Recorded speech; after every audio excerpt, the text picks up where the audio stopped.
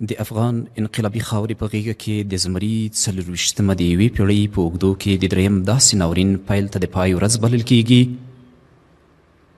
چې تر شا پرېښې 12 لسیزې ماضي د پردیو او پردي پالو له لوري په شومو موخو پالل شوې او د خپل ننګین مرام د ترلاسي په غرض یې د صابر اسلام پال او شهید پروره اولس آهونه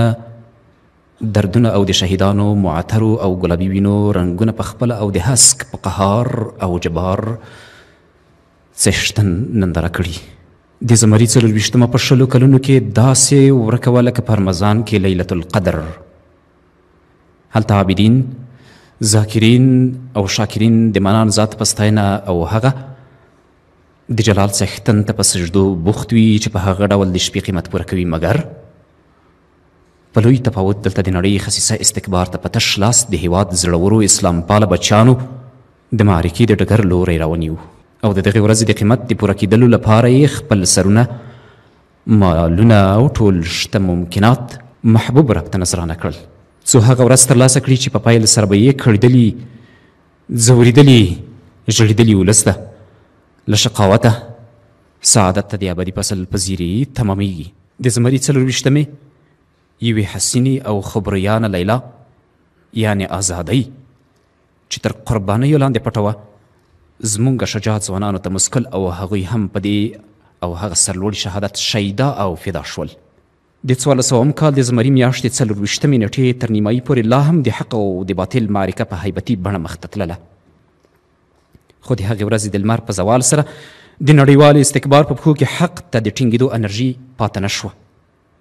دا ورځ یې د زوال او نابودۍ ورځ وه چې په پای ته رسېدو پلازمینه کابل د سپین اسلامي توغ تر سیوري لاندې راغی. د اسد 24مه کله یوه لوري د ازادۍ په پار په مسکاو بدرغه کېدله، خو له بل پلوه د بوډاګانو، ځوانانو، سپین سرو میندو، خویندو او معصومو تنکیو یتیمانو په تړ مو اوښکو، ظلماتو اسویلیو او مرسیو لمانځل کېده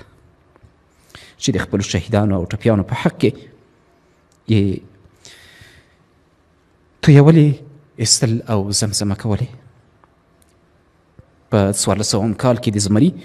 میاشتې 24مه فقیره افغانانو ته په ډېر لوړ او اوچت قیمت تمامه شوه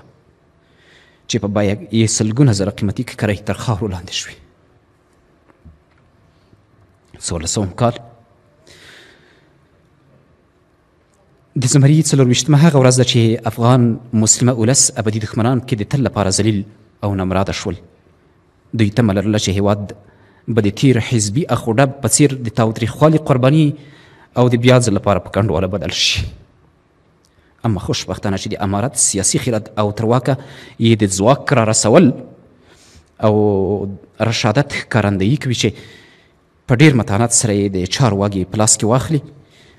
د ظلم ځای په عدل، د ویرې ځای په خلاص غېږ او مسکا،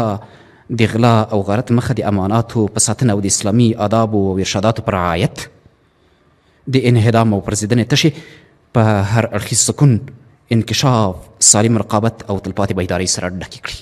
په آخر کې د بیدار، سعید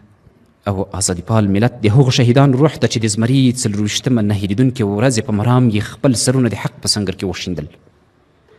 غیور او صبور ملت ته چې د ازادۍ د ترلاسي په غرض یې د خپلو زړونو ټوټې په اور وریتې کړلې، د افغانستان اسلامي امارت معزز مشرتابه ته، درنو چارواکو ته، کونډو، بورو او معصومو یتیمانو ته